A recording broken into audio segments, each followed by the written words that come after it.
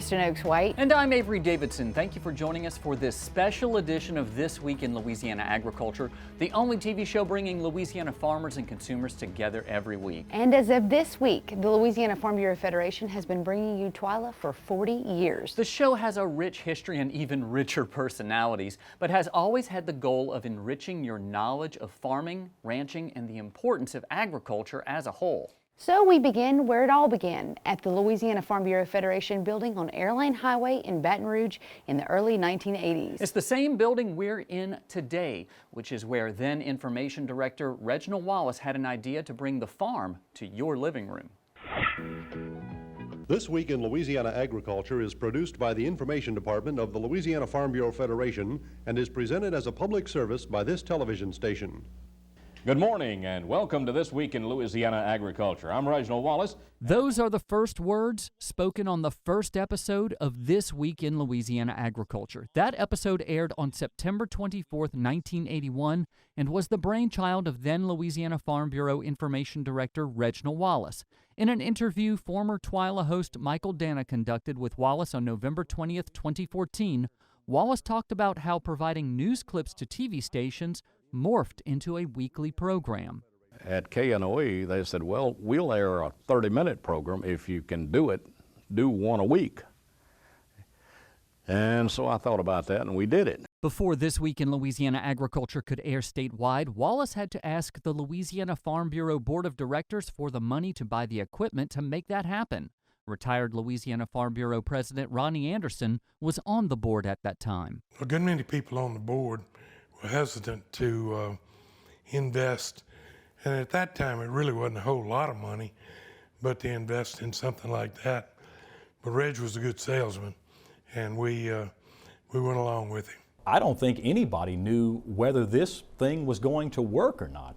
I remember the story. I wasn't here when it happened, but as the story goes, Reg went before the board of directors, and at that time he asked for about $150,000 to kick off this television operation. And I mean, that was in 1981, so you can imagine how much money that really was back then. And I remember one of our former board members, Mr. Paul Ransom, after hearing Reg say, "This is going to work," Mr. Ransom allegedly said, "Reggie, for your sake, it better." And it did. Michael Dana took over the hosting duties after Wallace retired in 1997. When you think about what Reg did in the early 1980s by taking secular news technology and adapting it to public relations, I mean, it was really sheer genius. Reg figured the best way to break into the news cycles was to look like a news operation, and that's exactly what he did. Reg was my mentor. David Langley was the second producer of This Week in Louisiana Agriculture and worked with both Wallace and Dana. Here he is behind the camera while Wallace interviewed then Senator John Breaux. Langley says Wallace was a visionary and that Dana did not let the show lose a step. Mike took it to the next level and really got the equipment, the personnel that work here updated, and really made it more of a consumer-friendly show to where it attracted a larger audience than just the agriculture community. It brought it to where it had an audience for the general public, you know, to watch the show. It's helped, I think, people, farmers and ranchers and business people and the general public in Louisiana to realize more what farming actually does on a day-to-day basis. So he was able to take that idea and expand it and convince people, i.e. television stations around Louisiana, that it was important for their viewers to know this. I mean, hey guys, this is where your food comes from. Your folks would like to know this. Don Molino with the Voice of Louisiana Agriculture Radio Network was at one time co-host of TWILA alongside Wallace and credits TWILA's creator with guiding his career. Until I met Reg Wallace, I had no idea what a soybean price was, or cotton, or rice, or sugar.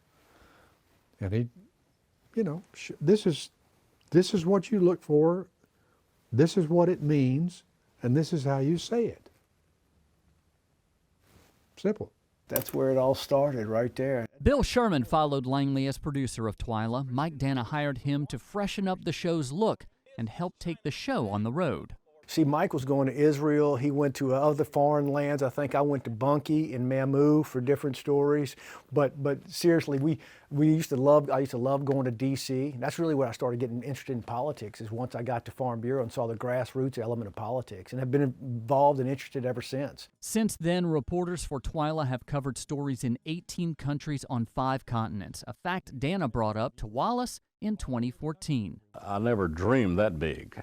Mike Dana had to dream that big and set that up, you know. Well, I never dreamed it would be. Well, we stood on your shoulders, that's for sure. And the show continues to stand on the shoulders of the great storytellers who came through, like Margaret Lisi, Carrie Martin, A.J. Sabine, Lauren LeBlanc Haydel, along with Bill Sherman and David Langley. We were broadcast quality, but we weren't up there with the big boys. And now the program that y'all put out is competitive with the quality and the equipment and as up to date as anybody. As long as we have agriculture, programs like TWILA need to be there. Today, 8 broadcast stations across Louisiana show TWILA weekly, along with 9 cable-only stations, and folks across the country can watch us on RFD TV Thursday afternoons at 3:30 Central. And on top of that, more than 17,000 of you follow us on Facebook, and our YouTube channel has more than 12,000 subscribers also. And as a social media coordinator for the show in Louisiana Farm Bureau, I can personally attest that we get views and comments from around the world. Yep, it's hard to believe that the show has grown the way it was. I know at one time we even had a deal where the show was being shown in Italy and other places around the world. That was, you know, sort of front end of the internet. But what Mike Dana and Reginald Wallace set up, and what everyone who's contributed to the show over the years made it, really just, it grew into something that I don't think any of us could imagine. We got a lot of viewers from India. We did, If you yeah, can we do, and we believe do, yeah.